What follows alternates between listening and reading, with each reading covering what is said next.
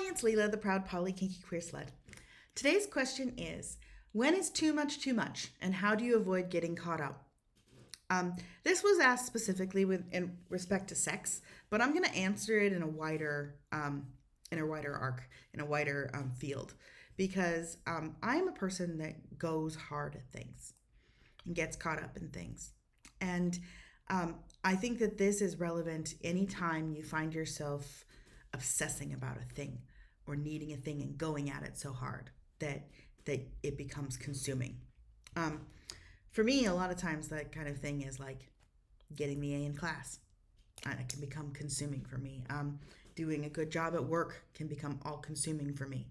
And I get caught up in it and I just get like looping around, like failure around it. So my best advice for that is when you find yourself getting caught up in something, take the moment to pause and flip the script on yourself. Allow yourself to get caught up in it, especially mentally, especially with your focus, because we humans, we're paradoxical creatures, right? So many times, you want to do better at your job, take a break, take a vacation day. We're paradoxical in these ways. So if you're finding yourself caught up in sex, in any aspect of your life, it's probably because you have some kind of deep need for something around that.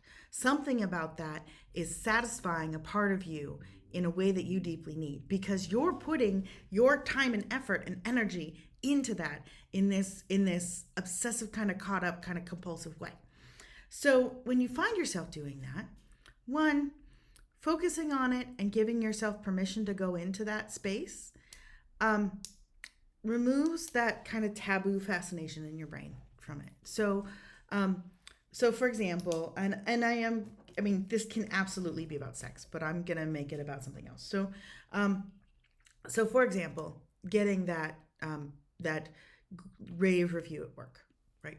So obsessing about getting the project done in such a way that everybody is gonna love it and it's gonna be successful and all of that.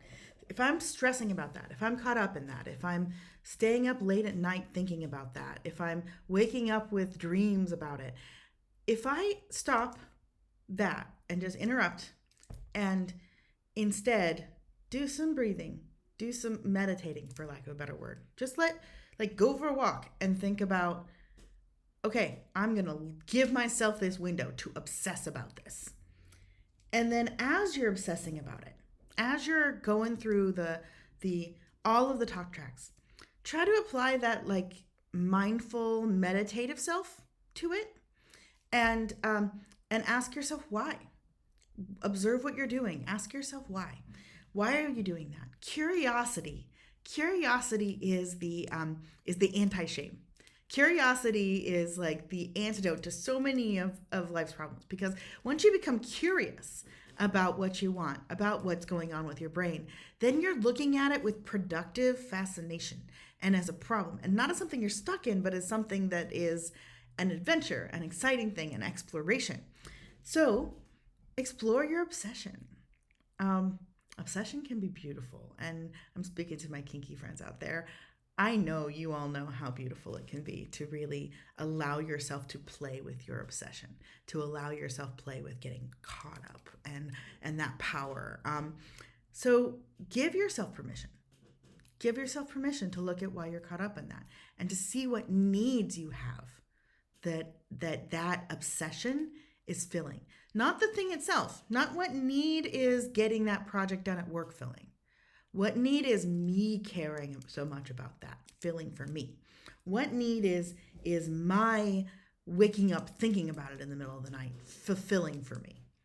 And is this a productive way to fill that need? I'm not saying that you're going to necessarily like change your life this way, but it does lead to some really fascinating answers about what you actually want and what you actually need. And I have found that doing this kind of work allows me to approach those needs in ways that actually satisfy them, as opposed to in ways that don't. Because most of the time, when you do get up on that got up in that obsessive thing, that that I have to kind of mindset, it's because you need to get some satisfaction. You have wants and desires and needs in yourself that are not being met. And whatever that objective is of that thing you're obsessing about isn't going to fill them either. So by looking at that more closely, you can figure out what actually does fill that piece. And then that lets you put that weight down and not obsess about that and not get so caught up in it. A few things about sex specifically. Sex is a physiological need and we have desires. And if you're not getting what you need physically, then that is a different, that has a chemical reaction in your brain.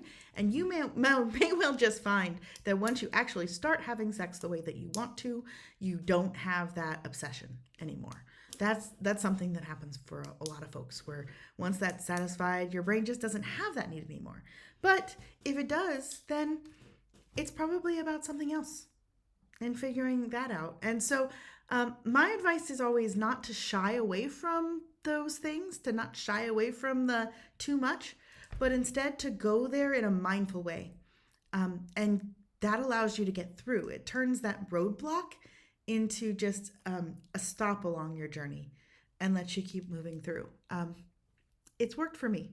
And I very much have appreciated like the experience of having things like that were like roadblocks, caught up, stuck there, and then once you get past each of those, it feels so great.